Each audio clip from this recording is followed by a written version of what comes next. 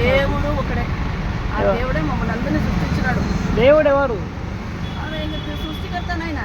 సృష్టికర్త ఎవరు అంటున్నా? సృష్టికర్త ఎవరు అని దేవుడు. ఏం పేరు అది? యెహోవా ఆయన పేరు. యేసు ప్రభునా, కృష్ణుడా, లేకపోతే ఎవరు అంటున్నా? దేవుడు. ఎవరు?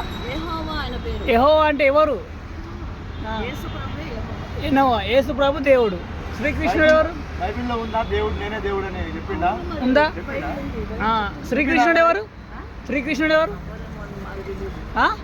చూపెట్టు, మీకు దేవుడు అని ఏడుంది? దాంట్లో చూపెట్టి నేనే చూపెట్టు, బైబిల్ లేదు నా దగ్గర. చిన్నది బైబిల్ ఉంది. చూపెట్టు, అందులో దేవుడు అని ఏడుని చూపెట్టు. చూపించు, దేవుడు అని ఏడుని చూపించు. నేనే మార్గం, నేనే సత్యం, నేనే జీవం అంటాడు దేవుడు. యేసు ప్రభు అంటాడు. చెప్తానంటాడు. చూపించు. 16వ అధ్యాయం, 14వ అధ్యాయం. 10 సార్లు బైబిల్ చదివినా కదా, ఒక్కసారి భగవద్గీత చదువు అర్థమవుతుంది నీకు.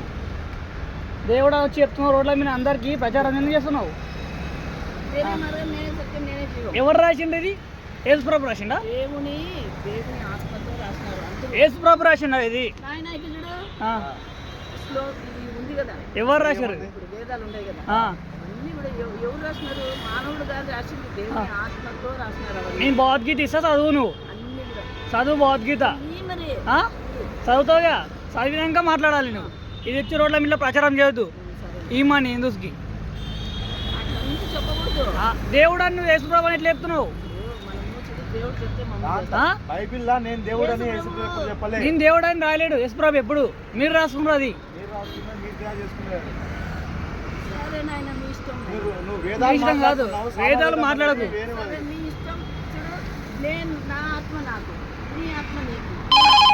నీ ఆత్మ నీదే కదా, రోడ్ల మీద ప్రచారం చేయరాదు నువ్వు. చేయకూడదు అది. ఓకేనా? ఇంకోసారి వేస్తే మంచిగా ఉండదు.